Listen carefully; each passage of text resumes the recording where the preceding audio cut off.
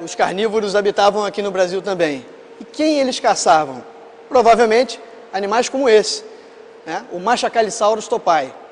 Esse animal é um grande saurópode, né, que viveu no mesmo período, ou seja, no período Cretáceo, há 80 milhões de anos atrás.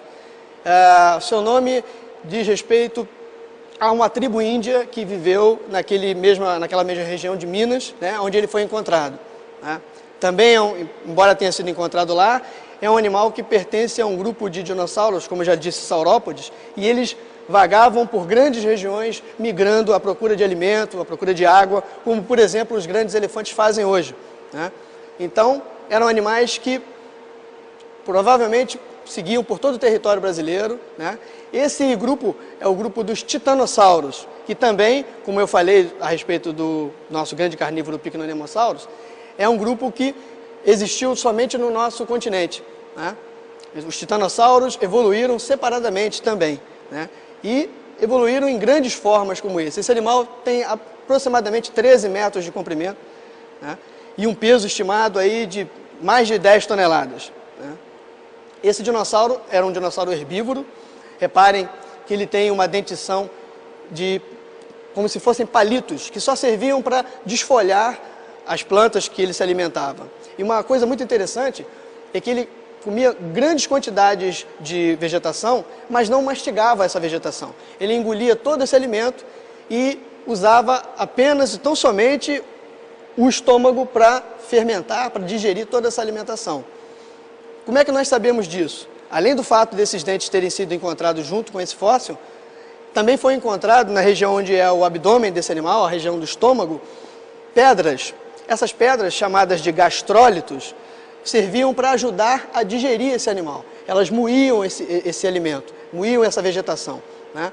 E como é que nós sabemos que essas plantas eram digeridas dessa maneira, e como é que nós sabemos que essas pedras são gastrólitos e não são pedras simplesmente encontradas ali por perto? Porque esse tipo de pedra, esses gastrólitos, foram encontrados somente ali, naquela região. Todas as pedras que foram encontradas em volta dele eram de uma aparência completamente diferente, de uma composição química completamente diferente. Portanto, esse animal engoliu essas pedras e trouxe de uma distância muito grande, né? De uma migração, provavelmente, em busca de alimento, né? Uma outra coisa interessante, esse animal, como ele era um herbívoro e provavelmente presas desses grandes carnívoros, precisava de proteção. E a maior proteção que ele tinha era justamente o grande tamanho, né? Além desse tamanho descomunal, que embora esse aqui tenha 13 metros, existem exemplares desse grupo de titanossauros que podem atingir até mais de 30 metros, pesar quase 100 toneladas, né?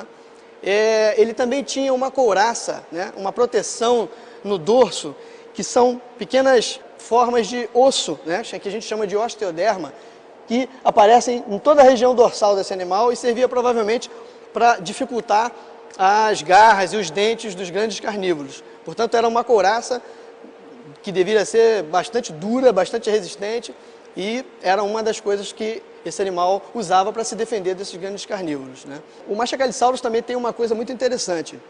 Reparem que em volta dessa plataforma onde ele está montado, nós temos aqui os ossos originais, ou pelo menos alguns ossos originais desse animal.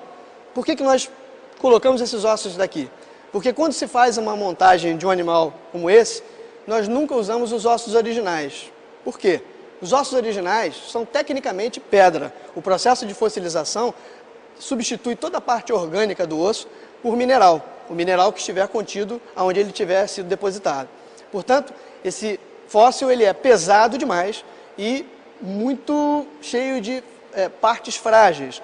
Portanto, o que a gente faz é um molde de silicone e tiramos uma cópia exatamente, milimetricamente igual ao original. E aí sim, se monta esse esqueleto dessa forma. Nós fazemos cópias desses ossos, montamos essas cópias que são exatamente iguais, né, que são bem mais leves, podem ser perfuradas, enfim.